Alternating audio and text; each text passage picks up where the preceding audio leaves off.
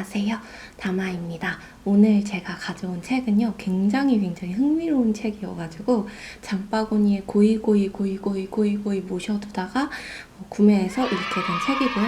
이 책이 끝나고 나서 다 읽고 나서 또 엄청 흥미로운 책을 읽고 있는데 그 책도 아주 고이 모셔두다가 결국은 결제를 해서 읽게 된 책이에요. 근데 오늘은 그 다음 책이 아니라 첫 번째로 말한 그 책을 소개해 보도록 하겠습니다. 오늘은 이 책입니다. 명령에 따랐을 뿐. 보이시나요? 복종하는 뇌, 저항하는 뇌, 이런 제목의 책이고요. 앨리스 A. 캐스파라는 켄트 대학교 실험심리학과 부교수님께서 써주신 책입니다. 네, 한나 아렌트가 뇌과학자였다면 악의 평범성에 대한 과학적 해답, 이런 부제가 있고요.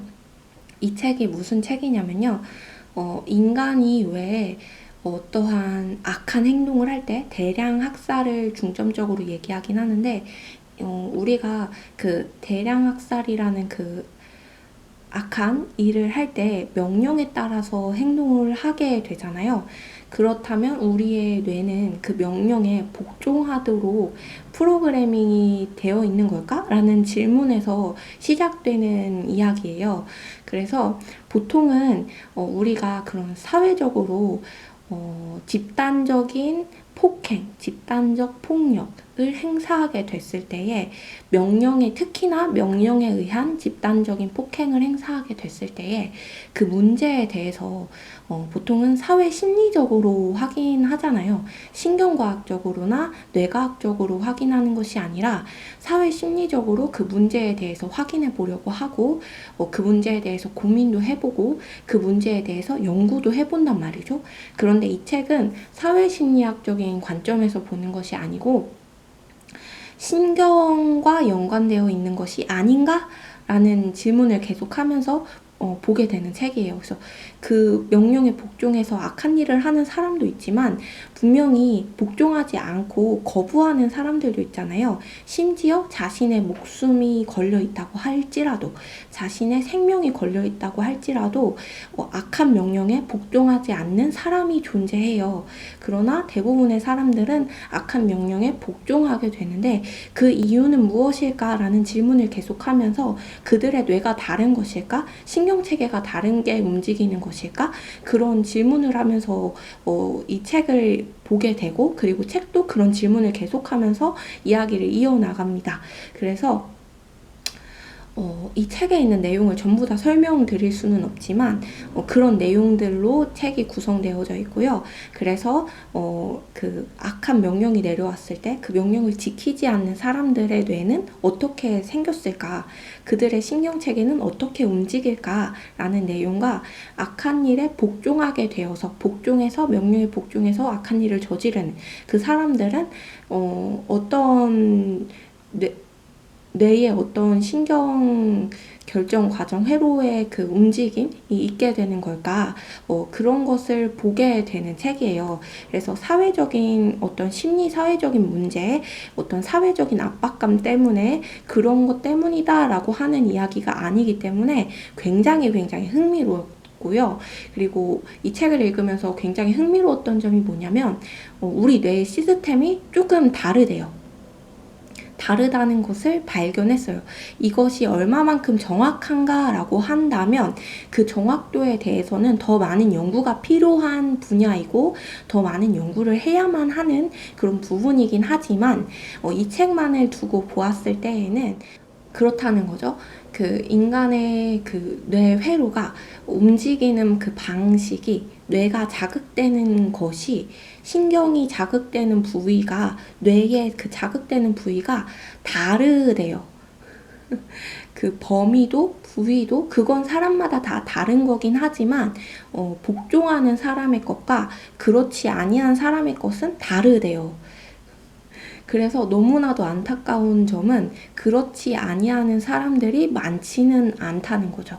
대부분의 사람들은 그런 뇌를 가지고 있고 대부분이 아닌 소수의 사람들은 그렇지 않은 뇌를 가지고 있다라는 그 결론이 조금 슬픈 부분이기도 해요. 굉장히 안타깝고 굉장히 슬픈 부분인데, 결론적으로만 보자면 우리의 그 뇌에 움직이는 그 시스템이 조금 다르다라는 것을 확인했고, 그 결과에 대해서 서술해주고 풀어주고 이야기해주는 책입니다.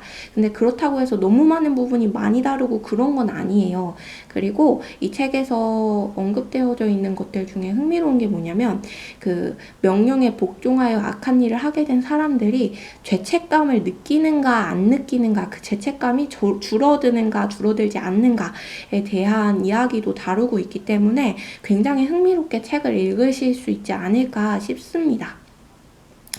그래서 우리 각자 개개인을 보았을 때에는 문제가 발생했을 때 강한 어떤 명령에 내려오게 됐을 때 그 명령에 대해서 우리는 한 명 한 명 어떻게 행동할지 알 수는 없지만 그 행동 자체가 그 사람의 어떤 윤리적인 가치에 어떤 뭐라 그럴까요? 결점이 있어서 어떤 그렇게만 행동하는 것은 아니다 라는 것을 알 수 있었고, 또한 그러나 그 윤리적인 그 가치 결정에 영향을 미치기는 하는 거죠, 이 신경계가.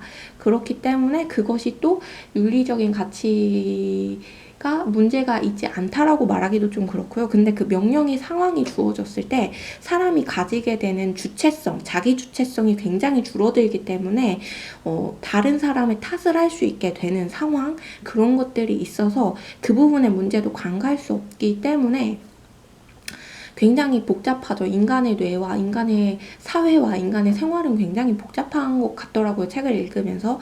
그래서 그 악한 일을 한 사람들이 잘못하지 않은 것은 아니에요. 굉장히 잘못했어요. 왜냐면 그럼에도 불구하고, 그런 명령이 내려옴에도 불구하고, 자신의 생명이 위험함에도 불구하고 명령을 지키지 않고 그 위험에 처한 사람들을 도와주는 사람들이 분명히 존재하거든요. 그렇기 때문에 그 사람들이 나쁘지 않다라고 이렇게 결론 내릴 수는 없지만 그들이 잘못한 것은 맞아요. 하지만 왜 그런 생각을 할 수 있을까라는 것에 대해서 약간의 힌트는 되지 않을까라는 생각이 들었습니다. 어쨌든 그 신경에 반응하는 것이 다르고, 또 명령의 상황이 주어졌을 때에 가지게 되는 그 자기 주체성이 줄어들게 되고 그런 부분들이 있기 때문이어서, 하지만 그것들이 모두 정당화되지는 않아요. 왜냐하면 그렇지 않은 사람들이 분명 있으니까요. 그래서 그것들을 계속 생각하면서 책을 읽어나가실 수 있어서 굉장히 이 책 철학과 다니시는 분들 읽으면 너무 재밌어 하실 것 같아요. 그런 생각이 들었고, 그리고 신경과학적으로 그런 결과가 있다는 것도 이제 배울 수 있어서 굉장히 좋았던 것 같습니다. 더 많은 얘기를 하고 싶은데 그러려면 다양한 개념들을 제가 많이 설명을 해드려야 해서 책으로 읽는 것이 더 좋지 않을까라는 생각이 듭니다. 네, 그렇습니다. 오늘 여기까지 하도록 할게요. 감사합니다.